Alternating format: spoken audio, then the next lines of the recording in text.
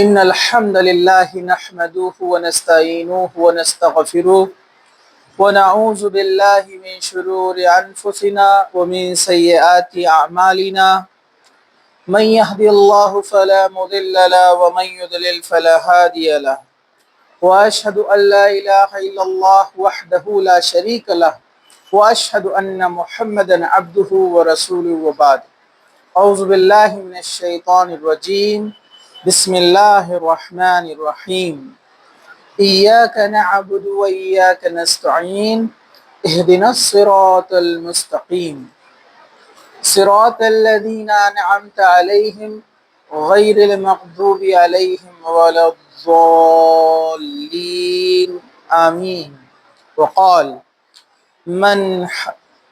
وقال لا تجد قوما يؤمنون بالله واليوم الآخر ويعادون من حاد الله ورسوله ولو كانوا آباءهم أو أبناءهم أو إخوانهم أو عشيرتهم أولئك كتب في قلوبهم الإيمان وأيدهم بروح منه ويدخلهم جنات تجري من تحتها الأنهار خالدين فيها رضي الله عنهم ورضوا عنه أولئك حزب الله ألا إن حزب الله هم المفلحون وبعد وقال النبي صلى الله عليه وسلم وآية المؤمن حب الأنصار وقال والذين فلق الحب وبراء السمات إنه لعهد النبي الأمي إلا أن يحبني إلا مؤمن ولا يبغضني إلا منافق وبعد رب اشرح لي صدري ويسر لي أمري واحلل عقدة من لسانی یفقہوا قولی اما بعد۔ ہر قسم کی تعریف اللہ سبحانہ و تعالیٰ کے لیے ہے جو تمام جہانوں کا مالک ہے، خالق ہے اور رازق ہے، اور درود و سلام ہو ہمارے پیارے نبی محمد رسول اللہ صلی اللہ علیہ وسلم پر۔ الحمدللہ حقوق سیریز میں آج کا جو ہمارا آج کا 5واں لیکچر ہے، یہ 5 نمبر کا لیکچر ہے، جس میں انشاءاللہ تعالیٰ آپ کے سامنے پیش کیے جائیں گے صحابہ اکرام رضی اللہ عنہ اجمعین کے حقوق۔ صحابہ یا صحابی، صحابی سنگولر ہے، اصحاب پلورل ہے۔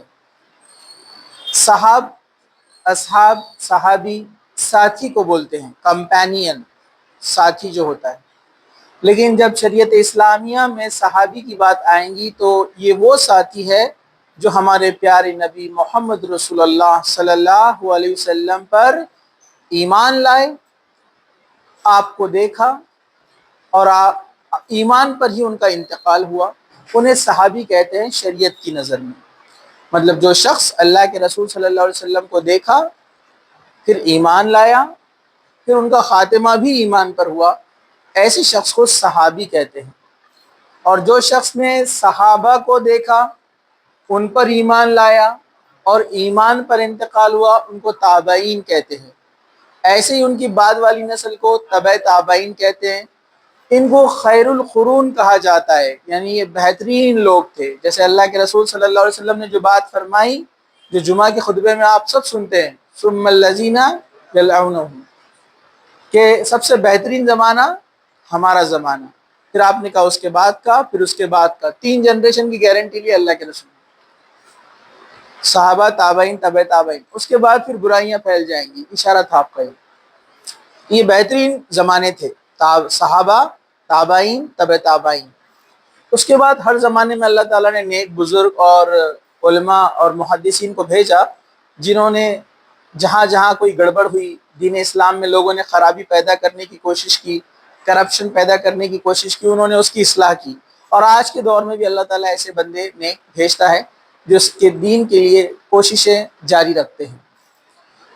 تو اب یہاں پر ہم صحابہ کی بات کر رہے ہیں۔ صحابہ رضی اللہ عنہ اجمعین، ان کا خاص مقام ہے۔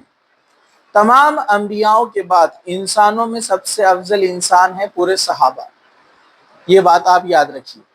جیسے ذکر آتا ہے حضرت ابو بکر صدیق رضی اللہ عنہ کا کہ اللہ کے رسول نے فرمایا کہ پورے انبیاؤں کے بعد انسانوں میں سب سے بہتر انسان ابو بکر ہے، مطلب نبیوں کے بعد انسانوں میں سب سے اونچا درجہ کس کا ہے؟ ابو بکر کا ہے۔ اسی طرح خلفائے راشدین، ان کا مقام آتا ہے چاروں خلفاء کا، یعنی حضرت ابو بکر صدیق کے بعد حضرت عمر، جن کے بارے میں اللہ کے رسول نے فرمایا کہ اگر کوئی نبی ہوتا میرے بعد تو وہ عمر ہوتا، یہ ان کی شان ہے۔ اس کے بعد حضرت عثمان، حضرت عثمان کا آتا ہے۔ حضرت عثمان کے کئی فضائل آتے ہیں، وقت نہیں ہے بتانے کے لیے۔ اللہ کے رسول نے فرمایا کہ عثمان وہ ہے فرشتے ان سے حیا کرتے ہیں۔ پھر آپ نے ایک بار اللہ کی راہ میں اتنا صدقہ خیرات کیا کہ کہا اللہ کے رسول نے کہ عثمان آج کے بعد اگر کوئی کچھ بھی کرے ان پر کوئی پکڑ نہیں ہے، کوئی گناہ نہیں ہے، حالانکہ انہوں نے ایسا کبھی نہیں کیا۔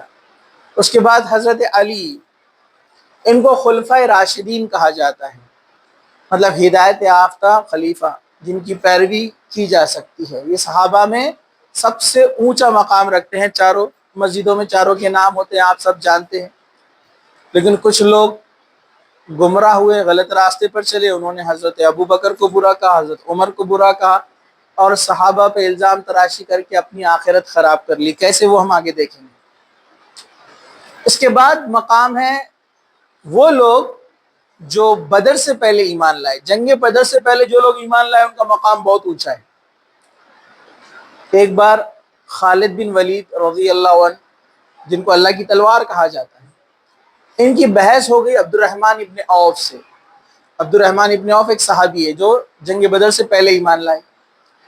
دونوں کی ایک بات میں بحث ہو گئی، تو دونوں جب اللہ کے رسول صلی اللہ علیہ وسلم کے پاس پہنچے تو اللہ کے رسول صلی اللہ علیہ وسلم نے حضرت خالد سے کہا، اے خالد، یہ عبد الرحمن ابن عوف ہے، یہ بدر میں شامل تھے، اگر یہ اللہ کی راہ میں ایک جو یا ایک کھجور صدقہ کریں گے، اور اے خالد تم احد پہاڑ کے برابر سونا خیرات کر دو تو بھی تم عبد الرحمن کی برابری کو نہیں پہنچ سکتے۔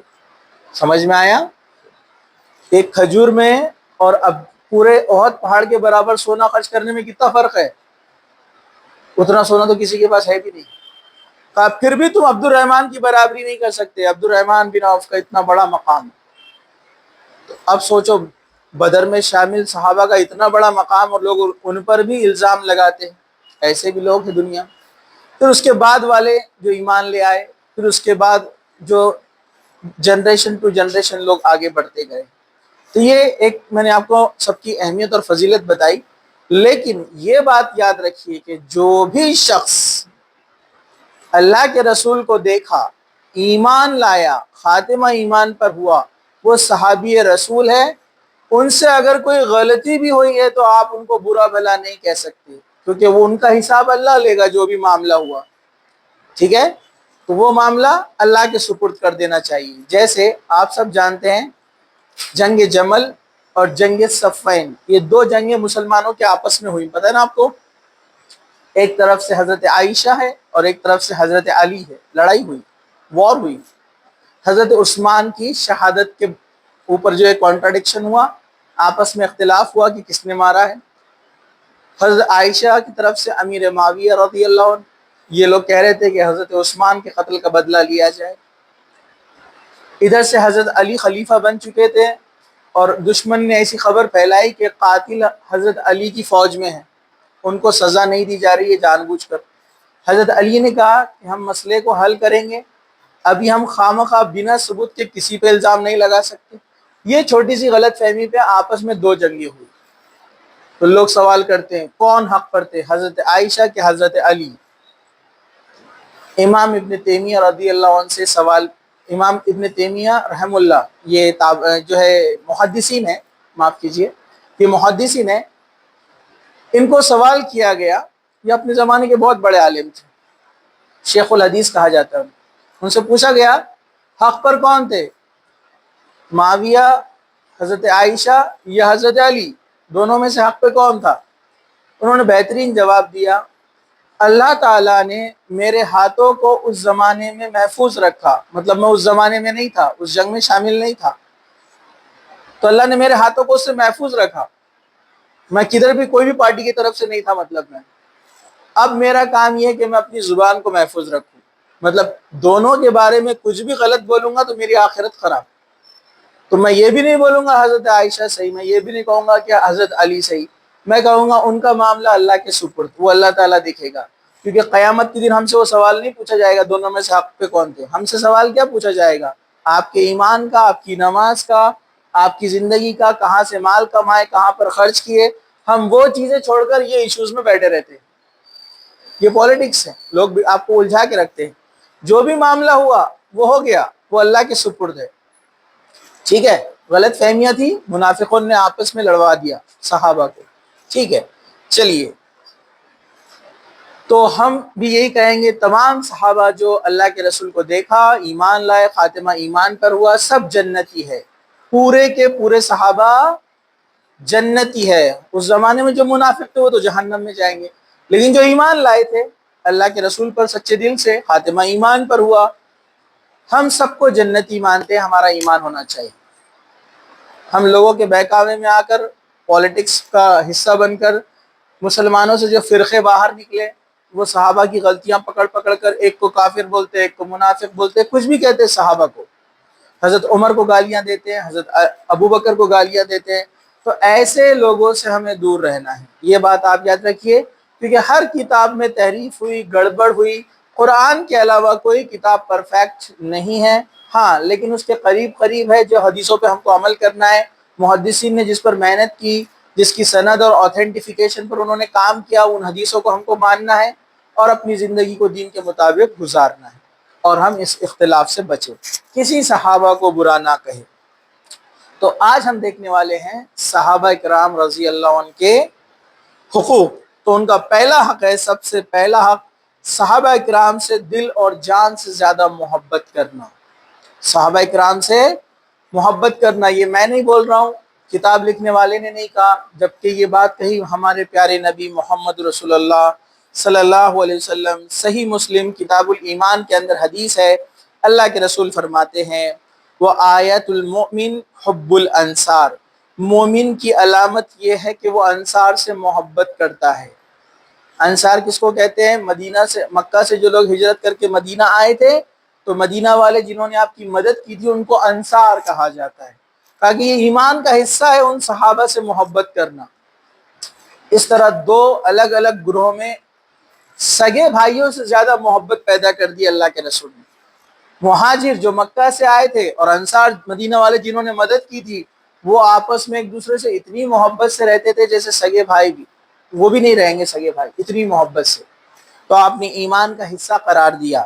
اس طرح صحیح مسلم کتاب الایمان میں ہے کہ حضرت علی فرماتے ہیں، قسم ہے اس ذات کی جس نے دانے کو پھاڑا اور جاندار مخلوق کو پیدا فرمایا، یعنی اللہ تعالیٰ کی تعریف کر رہے ہیں کہ اس کی قسم ہے جس نے زمین میں سے بیج کو توڑ کر اس میں سے ایک پودا، ایک پیڑ نکالا، وہ اللہ کی قدرت بیان کر رہے ہیں۔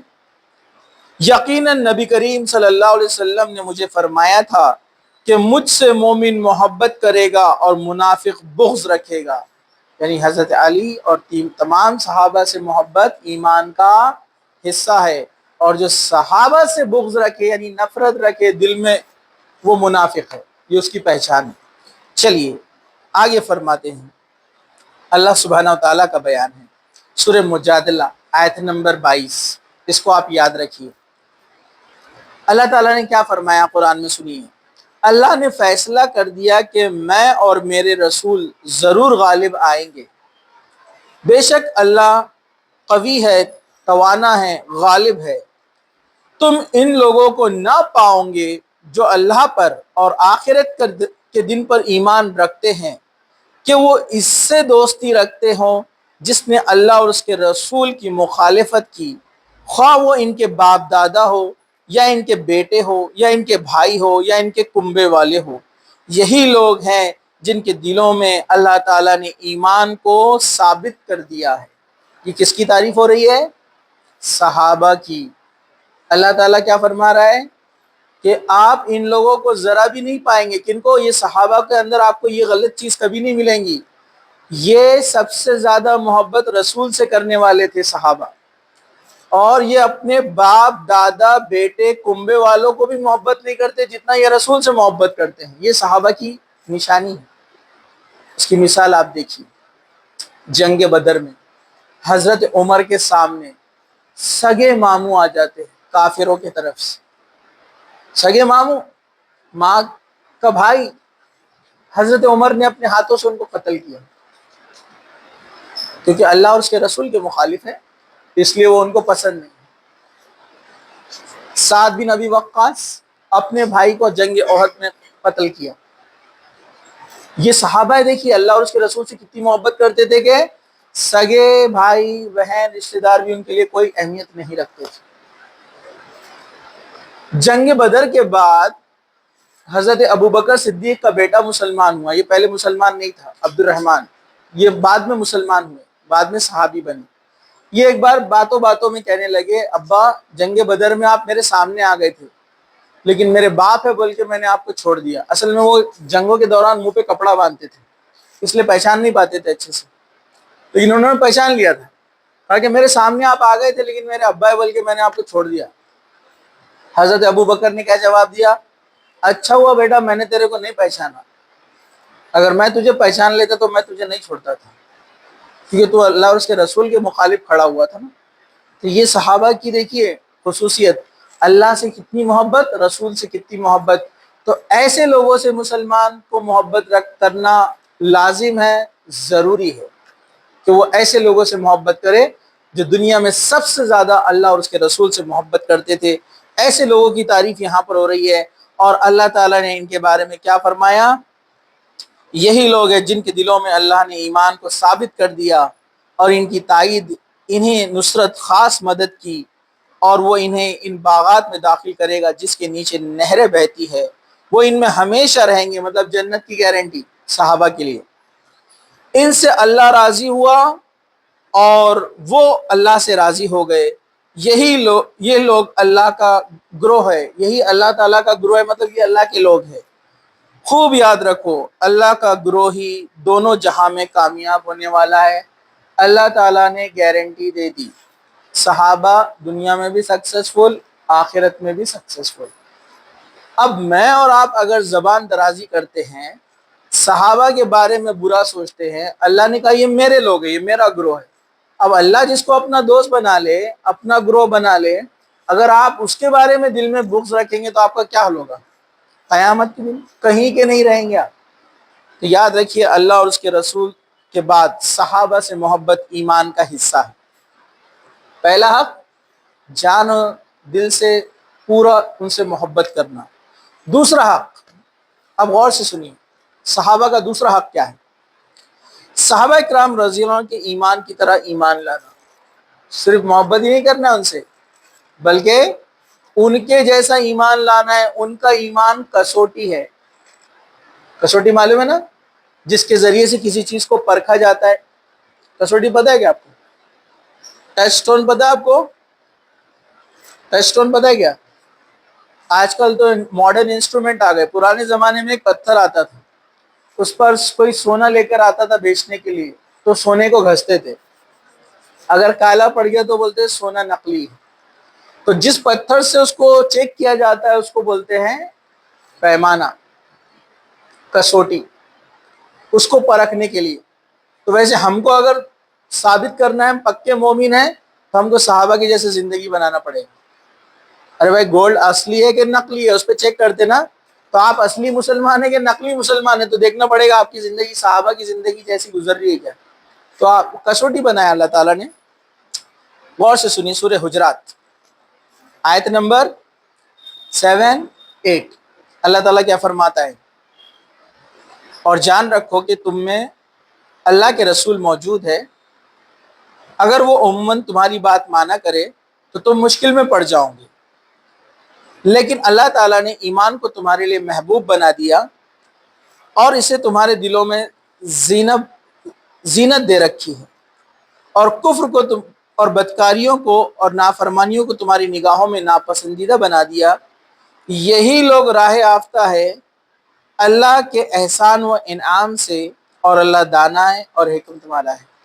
اللہ تعالیٰ نے تعریف کی ایمان والوں کی اور کہا کہ یہی ایمان ہے، یہی تمہارا پیمانہ ایمان ہے، اور یہی لوگ کامیاب ہیں۔ دوسری جگہ مختصر سی آیت سورہ فاتحہ سب کو یاد ہے، اللہ کی تعریف کرتے ہیں ہم 3 آیتوں میں، الحمدللہ رب العالمین، الرحمن الرحیم، مالک یوم الدین۔ چوتھی آیت میں کیا بولتے ہیں؟ ایاک نعبد و ایاک نستعین، ہم تیری عبادت کرتے ہیں اور تجھی سے مدد مانگتے ہیں۔ پھر ہم نے دعا کیا مانگی؟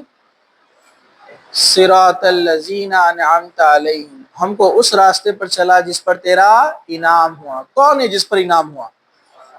یہ صحابہ ہے۔ اس کی تمام مفسرین نے یہی تفسیر کی، ہم کو اس راستے پر چلا جس پر تیرا انعام ہوا۔ تو مفسرین نے لکھا یہ صحابہ ہے جن پر اللہ کا انعام ہوا، اللہ راضی ہوا ان سے۔ پھر آگے کہا غیر المغضوب، ان لوگوں کے راستے پہ مت چلا جو مغضوب ہوئے، جن پر اللہ کا غضب آیا۔ وہ کون ہے؟ یہودی، ان پر ہر بار اللہ کا غضب آتا ہے، عذاب آتا ہے۔ آپ دیکھو ہر زمانے میں اللہ کی نافرمانی کرتے ہیں، اللہ تعالیٰ ایک ظالم بادشاہ ان کے اوپر مسلط کر دیتا ہے۔ لیکن اب تو یہ حال امت مسلمہ کا بھی ہے، جو اللہ تعالیٰ کی نافرمانی کر رہے ہیں، اللہ ظالم بادشاہ کو مسلط کر رہا ہے۔ لیکن یہود کے ساتھ آپ دیکھیے، ہٹلر نے کتنے لاکھوں لوگوں کو مارا، اس سے پہلے ایک بادشاہ گزرا ٹیٹس، اس نے لاکھوں کی تعداد میں مارا، اس سے کئی 100 سال پہلے اور ایک بادشاہ بخت نظر گزرا، اس نے کئی یہودیوں کو مارا۔ یہ اللہ کے عذابات تھے، اور اس سے پہلے کئی بادشاہوں نے ان کو کھدیڑا جب انہوں نے اللہ کی نافرمانی کی۔ تو اس لیے کہا گیا مغضوب علیہ، یہ ان پر اللہ کا عذاب آیا ہر بار۔ پھر جبرائیل علیہ السلام تو کئی بار ان پر عذاب لے کر آئے جب انہوں نے نبیوں کی نافرمانی کی۔ پھر آگے کیا ہے؟ وَلَا الضَّالِّينَ، اور ان کے راستے پر بھی مت چلا جو ضالین یعنی گمراہ ہو گئے۔ انہوں نے نبیوں کی بات نہیں مانی یہودیوں نے، اور عیسائیوں نے کیا کیا؟ گمراہ ہو گئے، نبی کو اللہ کا بیٹا بنا لیا، گمراہ ہو گئے۔ مطلب بات تو مانی لیکن اتنی مانی کہ ان کو سیدھا خدا ہی بنا دیا، تو گمراہ ہو گئے۔ تو ہم اللہ سے دعا کرتے ہر نماز میں کہ دونوں سے بچا ہم کو، اور ہم کو صحابہ کے راستے پر چلا۔ تو یاد رکھیے صحابہ کا راستہ یہ آپ کے ایمان کو چیک کرنے کی کسوٹی ہے، جو ان کے راستے پر چلے گا وہ ہدایت یافتہ ہے۔ اس لیے کہتے ہیں قرآن اور حدیث صحابہ نے کیسے سمجھا؟ سمجھا آپ کو؟ ہم بولتے ہیں نا قرآن اور حدیث کو فالو کرنا ہے، قرآن حدیث تو فالو کرنا ہے، لیکن صحابہ نے کیسے اس کو سمجھا ویسے سمجھنا ہے، اپنے دل سے نہیں۔ ارے سمجھا کیا آپ کو؟ آج کل کوئی کیا ہوتا ہے اسٹوڈیو میں بیٹھ کر اپنا ریکارڈنگ شروع کر دیتا ہے اور بول دیتا ہے کہ یہ آیت کا مطلب مجھے ایسا لگتا ہے۔ آپ کو کیسے لگا؟ آپ نے بولنا چاہیے کہ فلاں صحابی نے اس کو کیسے سمجھایا۔ تو صحابہ کا راستہ لازم ہے، ورنہ آپ گمراہ ہو جائیں گے۔ کسی نے بولا میرے کو ایسا لگتا ہے، وہ تو گمراہ ہو گیا۔ پھر آپ بول سکتے مجھے بات سمجھ میں نہیں آ رہی ہے، میں اس پر سوچ رہا ہوں کہاں پر اس کی تفسیر ملے گی، صحابہ نے اس کو کیسے سمجھا؟ تو اپنے دل سے نہیں، صحابہ کا راستہ یہ آپ کے ایمان کے لیے کسوٹی ہے۔ سورہ فتح آیت نمبر 18 اللہ تعالیٰ فرماتا ہے یقیناً اللہ تعالیٰ مومنوں سے خوش ہو گیا جبکہ وہ درخت تلے تجھ سے بیعت کر رہے تھے، ان کے دلوں میں جو تھا اسے اس نے معلوم کر لیا، اور ان پر اطمینان نازل فرمایا اور انہیں قریب کی فتح عنایت فرمائی۔ کون سے درخت کے نیچے؟ اس کو بیعت رضوان بولتے ہیں۔ پتہ ہے نا آپ کو، جب مسلمان ہجرت کر کے چلے گئے، کئی سال گزر گئے، جنگ بدر ہوئی، جنگ احد ہوئی، مسلمان عمرہ کرنے کے ارادے سے مکہ کی طرف آ رہے تھے، مشرکین نے ان کو راستے میں روک دیا، کہا کہ نہیں آ سکتے۔ صحابہ نے ایک پڑاؤ ڈالا ایک جگہ پر، اور اس مقام پر حضرت عثمان سے کہا کہ تم جاؤ اور مکہ والوں سے بات کر کے آؤ۔ یہ ہم نے پڑھا تھا سیرت میں، کہا کہ جاؤ مکہ والوں سے بات کر کے آؤ کہ ہمیں اجازت دے، ہم کچھ نہیں کریں گے، ہم صرف طواف کریں گے، عمرہ کریں گے اور چلے جائیں گے، ہم کو لڑائی نہیں کرنا ہے۔ حضرت عثمان گئے، اپنے قبیلے والوں سے ملے، مکہ والوں کو بات کی۔ مکہ والے بولے عثمان تم سے ہمارا کوئی جھگڑا نہیں ہے، تم عمرہ کرو اور جاؤ، ہم تم کو اجازت دیتے، مہمان نوازی بھی کی، لیکن کہا کہ ہم مسلمانوں کو نہیں آنے دیں گے۔ انہوں نے تھوڑی دیر حضرت عثمان کو رکا دیا، حضرت عثمان کو آنے میں دیری ہو گئی، کسی نے غلط خبر پھیلا دی کہ حضرت عثمان کو شہید کر دیا گیا۔ تب اللہ کے رسول صلی اللہ علیہ وسلم نے اس ایک پیڑ کے نیچے، درخت کے نیچے صحابہ کو جمع کیا اور وہاں پر ان سے بیعت کی۔ یہ تقریباً 10,000 کے قریب لوگ تھے۔ وہاں پر ان سے بیعت کی گئی کہ ہم عثمان کے قتل کا بدلہ لیں گے جب تک واپس نہیں جائیں گے۔ اس سے اور ایک بات پتہ چلتی ہے کہ اللہ کے رسول صلی اللہ علیہ وسلم کو علم اتنا ہی تھا جتنا اللہ نے دیا تھا فرشتوں کے ذریعے۔ غیب کا علم آپ کو نہیں تھا، ورنہ آپ پہچان لیتے تھے نا۔ اللہ کے رسول صلی اللہ علیہ وسلم کو غیب کا علم تھا، لیکن کتنا؟ جتنا اللہ پہنچاتا تھا ضرورت کے تحت، ٹھیک ہے؟ لیکن بعد میں پتہ چلا کہ خبر جھوٹی تھی۔ لیکن جتنے لوگوں نے یہ عہد کیا تھا، اللہ کے رسول صلی اللہ علیہ وسلم کے ہاتھ پہ بیعت کی تھی کہ ہم بدلہ لیں گے، ان سب سے اللہ خوش ہو گیا، راضی ہو گیا کہ دیکھو آپس میں محبت صحابہ کی، اس کے انعام اور اکرام کتنے ہیں، ورنہ ان کا لڑنے کا ارادہ نہیں تھا۔ تو ان کو جنت کی بشارت دی گئی، وہ سب کے سب جنتی تھے۔ ایسے کئی مقامات پر جنت کا وعدہ کیا گیا صحابہ سے، کسی کو انڈیویجولی، اور 10 عشرہ مبشرہ جن کو کہا جاتا ہے، ان کو ایک ہی بیٹھک میں 10 لوگوں کو جنت کی بشارت دے دی گئی تھی۔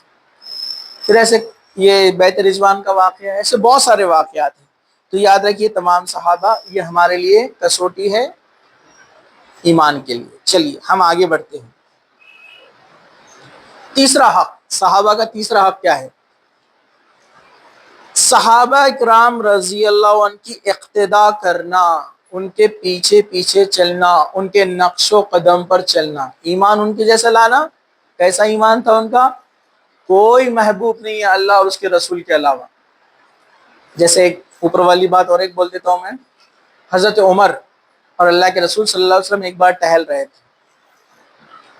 حضرت عمر نے کہا اے اللہ کے رسول، میرا سب کچھ آپ پر قربان سوائے میرے نفس کے، نفس مطلب اپنے آپ کو چھوڑ کر۔ تو اللہ کے رسول صلی اللہ علیہ وسلم نے فرمایا کہ عمر تم ابھی مومن نہیں ہوئے۔ حضرت عمر سمجھ گئے، کہا اللہ کے رسول آج کے بعد سے میرا نفس بھی آپ پر قربان۔ تو اللہ کے رسول نے فرمایا کہ اے عمر تم اب مومن ہوئے۔ یہ دیکھیے صحابہ اپنی جان، اپنے فیملی، اپنا کاروبار، ہر چیز سے زیادہ محبت اللہ اور اس کے رسول سے کرتے تھے۔ تو ویسا ایمان ہمیں لانا ہے، ہمارے لیے کسوٹی ہے۔ اب تیسرا حق ہے ان کی اقتداء کرنا، ان کے پیچھے پیچھے چلنا، ان کو کاپی کرنا۔ سنن ترمذی کی ایک حدیث ہے جس میں آتا ہے، اس کو مسند احمد میں بھی ہے اور ابو داؤد میں بھی ہے، اور ناصر الدین البانی نے اس کو صحیح قرار دیا، حدیث صحیح ہے، غور سے سنیے۔ نبی کریم صلی اللہ علیہ وسلم فرماتے ہیں علیکم بسنتی وسنت الخلفاء الراشدین والمہدیین من بعدی عضوا علیہا بالنواجس وإیاکم ومحدثات الامور فإن كل محدثة بدعة وكل بدعة ضلالہ۔ تقریباً جمعہ کے خطبے میں سنتے ہیں آپ، یہ کیا فرمایا؟ تم میری سنت، یعنی اللہ کے رسول کی کاپی کرنا، پیچھے چلنا ہے آپ کو، تم میری سنت اور میرے بعد، اللہ کے رسول کے بعد کہا کہ میری سنت اور میرے بعد ہدایت یافتہ خلفائے راشدین، یعنی 4 خلفاء جن کا ذکر ہے، کون ہے؟ حضرت ابو بکر صدیق رضی اللہ عنہ، حضرت عمر رضی اللہ عنہ، حضرت عثمان رضی اللہ عنہ اور حضرت علی رضی اللہ عنہ۔ کہا کہ ان کی پیروی کرنا، ان کے طریقے کو اپناؤ اور اسے مضبوطی سے تھامے رہو، اور نئے نئے کاموں سے بچو، کیونکہ ہر نیا کام بدعت ہے اور ہر بدعت گمراہی ہے۔ جو ہم ہر بار سنتے ہیں، تو ہر نئے کام سے بچو۔ اب نئے کام سے مراد اپنے پاس کبھی کبھار صحیح چیز کو بھی نیا بولتے ہیں۔ اب ایک حدیث ہے، لوگوں کو پتہ ہی نہیں ہے، اب کسی نے پڑھ کر آیا اور بتایا کہ حدیث ہے، نیا لے کر آیا اس نے کچھ تو بھی، ارے برابر ہے کہ نہیں؟ نئے سے مطلب صحابہ نے جو نہیں کیا تم لے کر آئے وہ نیا۔ جو چیز حدیث سے ثابت ہے وہ نیا نہیں ہوتا، نیا وہ ہے جو صحابہ سے ثابت نہیں ہے۔ تو نئی چیزوں سے بچو، کہا کہ نئی چیز بدعت ہے، اور دوسری حدیث میں کیا ہے؟ وَكُلُّ بِدْعَةٍ ضَلَالَةٍ وَكُلُّ ضَلَالَةٍ فِي النَّارِ۔ اور یہ نئی چیز کہاں لے کے جاتی ہے؟ بدعت، اور بدعت گمراہی، اور وہ کدھر لے کر جاتی ہے؟ جہنم کے اندر۔ تو نئی چیزوں سے بچنا، صحابہ کے راستے کو اختیار کرنا، ان کے طریقے کو اپنانا۔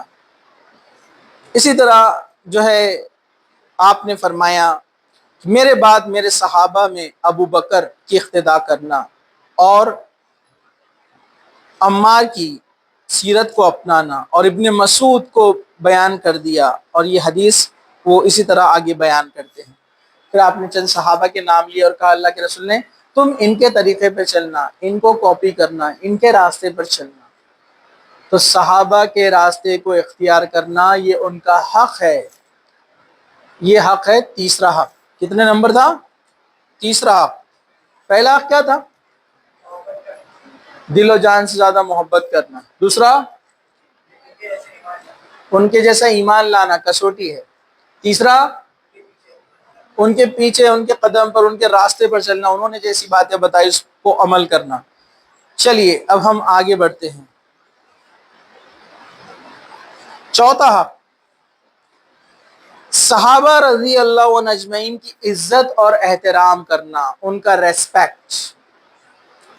تابعین، پتہ ہے آپ کو تابعین؟ تابعین جب پتہ چلتا کہ فلاں صحابی فلاں علاقے میں آئے ہیں تو تابعین دوڑ دھوپ کرتے، بہت دل اور جان سے ان کے پاس پہنچنے کی کوشش کرتے، ان کے لیے کھانے پینے کا انتظام کرتے، اور ان کے پاس بالکل ایسے ادب سے بیٹھتے جیسے والدین کے پاس بچے بیٹھتے ہیں، اور ان سے اللہ کے رسول صلی اللہ علیہ وسلم کی حدیثیں سنتے۔ ایک بار دمشق کی جامع مسجد، دمشقس سیریا، اس کی جامع مسجد میں جو ہے ایک صحابی وہاں پر پہنچے، نام تھا صحابی کا، میں نام بھول گیا، یاد آیا تو میں بتاتا ہوں۔ وہ صحابی وہاں پر پہنچے، ان کے تعلق سے آتا ہے، جو حدیث بیان کرنے والے ہیں وہ کہتے ہیں کہ میں نے دیکھا ان کے دانت موتیوں جیسے سفید، وہ صحابی، چہرہ ایک دم روشن۔ میں نے سوچا یہ کون شخص ہے جو نماز کے لیے مسجد میں سب سے پہلے آ جاتا ہے؟ صحابہ نماز کے بارے میں بہت سخت تھے، مطلب 20-30 سال گزر گئے، ایسے صحابہ تھے کہ بغیر ایسا کبھی نہیں ہوا کہ وہ اذان کے بعد مسجد میں پہنچے، اتنی محبت نماز سے۔ کہا کہ وہ شخص کو میں نے دیکھا، وہ مسجد میں سب سے پہلے پہنچ جاتا، تو میں نے کسی سے پوچھا کہ یہ کون ہے، تو مجھے بتایا گیا یہ صحابی رسول ہے، یہ صحابی رسول ہے۔ میں نام ذہن سے بھول رہا ہوں ابھی، میں نے حالانکہ کچھ دن پہلے ہی پڑھا تھا ان کا نام، تاکہ صحابی رسول ہے، اللہ کے رسول کے ساتھی ہے۔ تو پھر یہ شخص بولتے ہیں جن کو ان سے ملنا تھا، تابعین میں سے ہے، کہا کہ میں نے اس بار سوچا کہ آج تو میں فجر میں ان سے پہلے پہنچوں گا، اور میں اذان سے پہلے مسجد میں داخل ہو گیا، لیکن اندر جا کر دیکھتا ہوں تو کیا وہ پہلے سے نماز پڑھ رہے ہیں۔ تو صحابہ ایسے تھے، دیکھیے۔ پھر کہا کہ میں ان کے قریب گیا، نماز کے بعد ان کے پاس جا کر بیٹھا، اور میں نے کہا آپ اللہ کے رسول صلی اللہ علیہ وسلم کے ساتھی ہیں، میں آپ سے بے پناہ محبت کرتا ہوں۔ تو وہ صحابی نے ان کا چادر جو تھی پکڑ کر ان کو اپنے قریب لایا اور کہا کہ خوش ہو جا میرے دوست، میں نے اللہ کے رسول صلی اللہ علیہ وسلم سے فرماتے ہوئے سنا جو جن سے محبت کرتا ہے وہ انہی کے ساتھ ہوگا قیامت کے دن۔ یعنی جو اللہ کے رسول سے، صحابہ سے محبت کرتا ہے، قیامت کے دن وہ لوگ جہاں جائیں گے آپ بھی وہیں جائیں گے۔ اور صحابہ فرماتے ہیں کہ اس بات سے زیادہ خوشی ہمیں پوری زندگی میں کبھی کسی چیز پر نہیں ہوئی جب اللہ کے رسول نے یہ بات کہی تھی کہ جو جس سے محبت کرتا ہے وہ انہی کے ساتھ ہے قیامت کے دن۔ تو ہم لوگ سوچیں ہم کس سے محبت کرتے ہیں؟ ہم اللہ اس کے رسول سے، صحابہ سے محبت کرتے ہیں تو قیامت کے دن جنت میں جائیں گے۔ لیکن اگر ہماری محبت ہے کوئی سیلیبریٹی کے ساتھ، کوئی ناچنے والے کے ساتھ، کوئی اسپورٹس پرسن کے ساتھ، کسی غیر کے ساتھ، غیر ایمان والے سے محبت ہے، آپ کو اپنا آئیڈیل آپ نے ان کو بنا لیا ہے، تو وہ جہاں جائیں گے آپ بھی وہیں جائیں گے۔ تو آج سے ہی ڈیسائیڈ کر لیجئے کہ آپ کا آئیڈیل کون ہے اور آپ کس سے محبت کرتے ہیں. یہ بات بہت اہم ہے. سب سے نمبر 1 پر اللہ کے رسول اور اس کے بعد صحابہ. یہ ہمارا ٹارگٹ رہنا کہ یہ ہمارے آئیڈیل. جیسے تابعین تابعین تھے نا، ان کے بچوں میں یہی جوش رہتا تھا کہ میں عمر جیسا بنوں گا رضی اللہ عنہ، میں حضرت علی جیسا بنوں گا. لیکن آج ہمارے بچے دیکھیے کیا بولتے ہیں. کوئی بولتا ہے میں خالد بن ولید جیسا بنوں گا. اور بہت دور کی بات نہیں ہے، ہم سے پہلے کی جنریشن میں بھی ہم جب چھوٹے تھے ہم نے دیکھا بہت سارے بچوں کو یہ بات کہتے ہوئے کہ فلاں صحابی کے جیسا بننا ہے، خالد بن ولید جیسا بننا ہے، حضرت عمر جیسا بننا ہے. لیکن آج کل کی جنریشن میں آپ دیکھیے، ارے بیٹے کیا ہوا، یہ آدھی پینٹ میں کیوں گھوم رہے تم؟ وہ ہمارا فٹ بال پلیئر ویسی گھومتا. ارے یہاں سے ایسی کٹ کیوں مار دی تم نے؟ وہ ہمارا اسٹار ویسی رہتا. برابر ہے نا؟ یہاں سے بال کٹ، داڑھی ایسی لمبی کٹ کری ہوئی، اور چھوٹے چھوٹے ہاف پینٹ، پھر ویسی کیپ، پھر ویسے ہی شوز آ جاتا ہے جیسا اس نے پہنا ہے. پھر ہیئر اسٹائل بھی گرلز کا جیسے چل رہا ہے ابھی فیشن، جیسے ایڈز میں آ رہا ہے ویسے ہی. چلنے پھرنے، کھانے پینے، کپڑے، ہر چیز میں کاپی کر رہے ہیں. تو یاد رکھیے آپ جس سے محبت کرتے ہیں اس کے ساتھ، اب آپ ڈیسائیڈ کر لو، وہ آپ کے اوپر ہے. تو اللہ کے رسول نے فرمایا تھا جو جس سے محبت کرتا ہے وہ اسی کے ساتھ ہوگا قیامت کے دن. تو آج سے طے کیجیے آپ کی چوائس، آپ کے آئیڈیل اور آپ کی محبت کس سے ہے. تو یہاں پر ہے صحابہ اکرام کا احترام کرنا. چلیے اللہ کے رسول صلی اللہ علیہ وسلم کیا فرماتے ہیں؟ نبی کریم صلی اللہ علیہ وسلم نے فرمایا اکرموا باصحابی فانہم خیارکم. چوتھا حق ہے کیا ہے؟ تم میرے صحابہ کی عزت کرو، بلا شبہ وہ تمہارے بہترین لوگ ہیں. اللہ کے رسول کا حکم ہے صحابہ کی عزت کرو، وہ سب سے بہترین لوگ ہیں اس دنیا میں اللہ نے جن کو چنا ہے پوری دنیا کی ہدایت کے لیے. کیا ہوا صحابہ کو جب اللہ کے رسول نے فرمایا کہ جو حاضر ہے، جو پریزنٹ ہے، غائب تک پہنچا دے.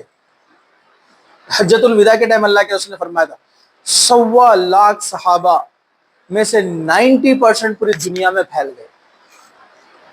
بس اللہ کے رسول نے ایک بات کہی، جو حاضر ہے، پریزنٹ ہے، وہ غائب تک اسلام کا پیغام پہنچا دے. صحابہ پوری دنیا میں پھیل گئے. پورے صحابہ آپ ہندوستان میں آپ دیکھیں گے کئی صحابہ کی قبر ہے، مزاریں ہیں. پتہ ہے نا آپ کو؟ وہ چرمن مسجد کا آپ نے سوشل میڈیا پہ دیکھا بھی ہوگا، چرمن مسجد جو کیرلا میں ہے. ملک بن دینار جو صحابی ہیں ان کی وہاں پر قبر ہے آج بھی. اس زمانے میں آ گئے تھے. انٹرسٹنگ واقعہ ہے، راجہ پریمل چرمن بول کے ایک شخص تھا، یہ ساؤتھ انڈیا کا تھا، کیرلا کا. اس کی عادت تھی رات میں چاند کو دیکھتے رہنا، شوق تھا اس کو چاند دیکھنے. جب شق القمر کا واقعہ ہوا، اللہ کے رسول سے مشرکین مکہ نے ڈیمانڈ کرے کہ اگر تم نبی ہے تو چاند کے ٹکڑے کر کے دکھاؤ. اللہ کے رسول نے انگلی سے اشارہ کیا، چاند کے ٹکڑے ہو گئے. تو اس وقت وہ راجہ چرمن جو تھا، حالانکہ دن کا فرق ہے، 2.5 گھنٹے کا فرق ہے، لیکن اللہ کو اس کو ہدایت پہنچانی تھی. دیکھیے اس نے دیکھا چاند کے 2 ٹکڑے ہو گئے تو پریشان ہو گیا کہ آج میں نے جو دیکھا اس سے پہلے کبھی نہیں ہوا. اس کے جو انٹیلیجنٹ وزیر تھے، منسٹر، سب کو بلایا، میں نے ایسا ایسا دیکھا، کیا معاملہ ہے؟ تو سب پریشان. کہا کہ ہم نے بھی پہلی بار سنا یہ چیز. ایک کام کرو آپ دنیا میں اپنے جو اسپیشل ایمبیسیڈرز رہتے ہیں ان سے معلومات کرو جو کنٹریز میں الگ الگ دورہ کرتے ہیں. تو کسی نے آ کر بتایا کہ عرب میں ایک شخص ہے جن کا نام محمد صلی اللہ علیہ وسلم ہے، انہوں نے اپنے آپ کو نبی کہا، قوم نے نشانی مانگی تو انہوں نے چاند کے 2 ٹکڑے کر کے بتایا. تو وہ وہاں بے چین ہو گیا، کہا کہ مجھے اس شخص سے ملنا ہے. راجہ چرمن جو ہے کئی سال بعد نکلا وہاں سے، پورا سمندری سفر طے کیا، اسلام لایا، اسلام لا کے واپس لوٹنے لگا، بیمار پڑ گیا. انڈونیشیا یا ملیشیا میں وہ رک گیا. پھر وہاں سے خط لکھا اپنے بیٹے کو، کہا کہ یہ جو میرے ساتھ آ رہے لوگ جس میں ملک بن دینار بھی تھے، کہا کہ تم ان کی مہمان نوازی کرنا، ان کا پورا ساتھ دینا ان کے مشن میں اور ان کی مدد فرمانا. اور اس کا انتقال ہوا، وہیں اس کی قبر ہے. اس کے بیٹے نے جو ہے پہلی مسجد بنائی پورے انڈیا کی، جرمن مسجد آج بھی ہے، سب سے پرانی مسجد انڈیا کی آج بھی ہے۔ تو صحابہ پوری دنیا میں پھیل گئے، پوری دنیا میں انہوں نے اپنا فریضہ انجام دیا۔ ہم کیا کر رہے ہیں ہم سوچئے۔ تو اللہ کے رسول نے فرمایا میرے صحابہ کی عزت کرو، وہ تم میں سب سے بہترین لوگ ہیں۔ اللہ نے چنا نا ان کو خاص طور پر۔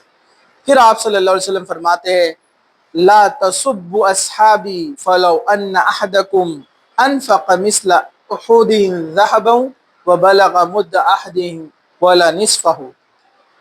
تم میرے صحابہ کو گالی نہ دو، لیکن آج دیکھیے مسلمانوں میں سے ایک فرقہ نکلا، آج وہ حضرت ابو بکر صدیق کو گالی دیتا ہے، حضرت عمر کو گالی دیتا ہے نا۔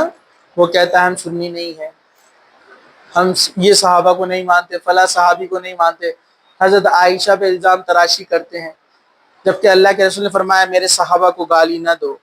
بس اگر تم میں سے کوئی ایک احد کے پہاڑ کے مثل برابر سونا بھی خرچ کر ڈالے تو وہ صحابہ کے ایک مد یعنی 650 گرام گیہوں اگر کسی صحابی نے اللہ کی راہ میں خرچ کیا ہے تم برابری کو نہیں پہنچ سکتے۔ مطلب ایک صحابی آدھا کلو گیہوں خیرات کریں گے اور آپ پورا احد پہاڑ کے برابر سونا خیرات کریں گے تو بھی برابری نہیں ہوگی۔ یہ صحابہ ہے، اب سمجھ جاؤ ان کا مقام کتنا اونچا ہے۔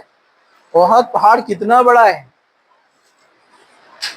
اتنا چھوٹا سا سونے کا ٹکڑا آپ کو دیکھیں گے تو آپ دیکھ کر پاگل ہو جائیں گے خوشی سے، اب پہاڑ کے برابر سونا ہے، کیا ہوں گا آپ؟ بے ہوش ہوں گے، کیا ہوں گے آپ دیکھ کر؟ گیس بن کے ایواپریٹ ہو جائیں گے آپ خوشی کے مارے۔ اتنا سونا اگر آپ اللہ کی راہ میں خرچ کر دیں گے تو بھی صحابہ کے برابر نہیں پہنچ سکتے۔ کون سے صحابی؟ جنہوں نے صرف آدھا کلو گیہوں خرچ کیا اللہ کی راہ میں۔ یہ صحابہ کا اسٹیٹس، یہ ان کا مقام ہے۔ تو لوگ ان کو گالی دیتے ہیں، برا بھلا کہتے ہیں، یا سمجھ نہیں تھی ایسا بولتے ہیں، ان کو سمجھا نہیں تھا، ان کو عقل نہیں تھی، نعوذ باللہ، اور کیا کیا بولتے ہیں۔ زبان پہ لگام دو، صحابہ کے بارے میں ایک بھی لفظ آپ بولیں گے آپ کی آخرت خراب۔ تو صحابہ کی عزت کرنا، ان کا احترام کرنا، یہ چوتھا حق ہے۔ پانچواں حق صحابہ کا، اللہ تعالیٰ سے ان کے لیے رحمت اور بخشش کی دعا کرنا۔ یہ ان کا حق ہے، مسلمان کے اوپر حق ہے کہ وہ اپنے صحابہ کے تمام جو ہے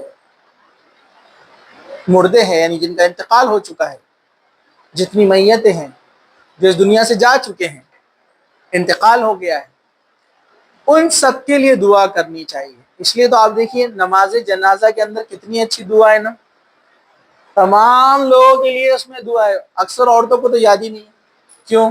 آپ نماز جنازہ پڑھتے ہی نہیں، حالانکہ نماز جنازہ کے لیے عورتوں کا بھی انتظام ہونا چاہیے۔ اللہ کے رسول کے زمانے میں عورتیں نماز جنازہ پڑھتی تھیں، ہمارے پاس نصب بھی نہیں ہے، مسجد میں الگ سے سیکشن ہونا چاہیے عورتوں کے لیے بھی، ہمارے پاس ہے ہی نہیں۔ تو کتنی اچھی دعا ہے نا، اللہم اغفر لی حینا و میتنا، اے اللہ جتنے بھی زندہ ہے اور جتنے بھی مردہ ہے سب کو بخش دے۔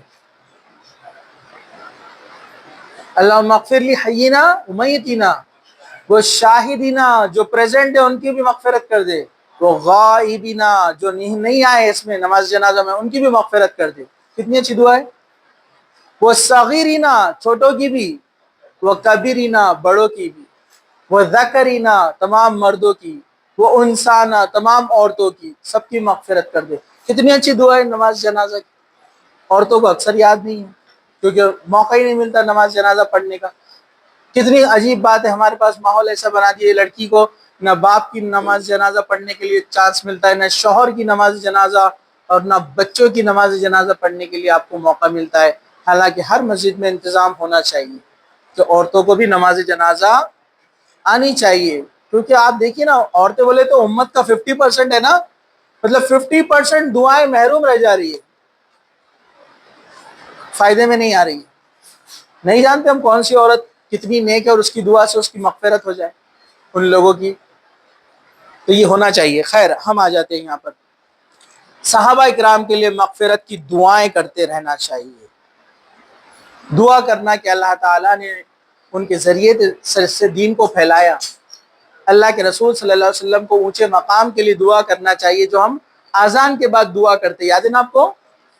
اذان کے بعد ہم دعا کرتے ہیں نا، تو یہ اللہ کے رسول کے حق میں سے یہ بھی ایک حق ہے جو ہم نے پچھلی بار ایک لیکچر دیکھا تھا، پڑھا اپنے آپ کے سامنے آیا تھا نا، اللہ کے رسول صلی اللہ علیہ وسلم کے حق حقوق دیکھا نا ہم نے، اس میں یہ ایک بات رہ گئی بتانا۔ اذان کے بعد ہم ایک دعا پڑھتے ہیں، کیا ہے وہ دعا؟ اللہم رب هذه الدعوة التامة والصلاة القائمة وآتی محمد الوسیلہ۔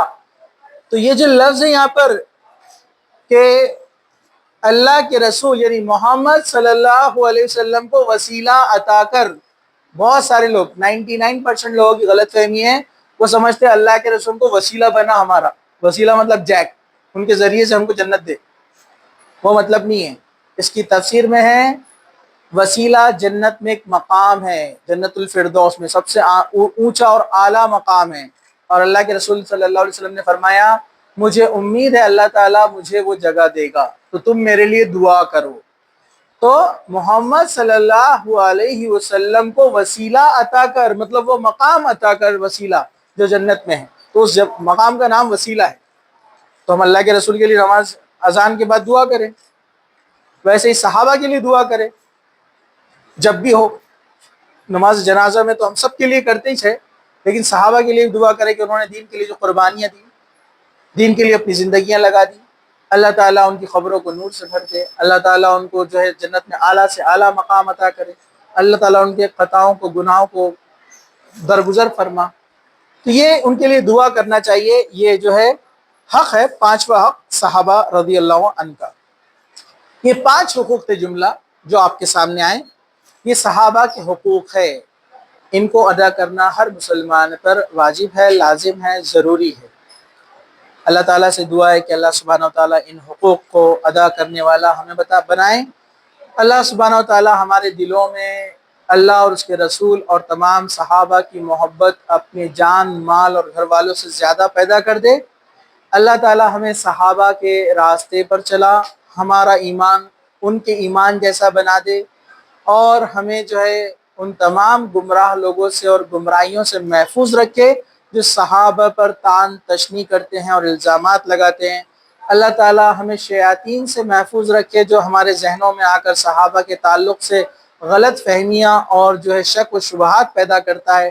اللہ تعالیٰ صحابہ اکرام رضی اللہ عنہم اجمعین کو جنت میں اعلیٰ سے اعلیٰ مقام عطا کرے۔ اللہ سبحانہ وتعالیٰ تمام مسلمانوں کو جب تک ہم سب کو زندہ رکھے، اسلام پر زندہ رکھے، خاتمہ ایمان پر ہو۔ وآخر دعوانا الحمد للہ رب العالمین، سبحان ربک رب العزت عما یصفون، وسلام علی المرسلین والحمد للہ رب العالمین۔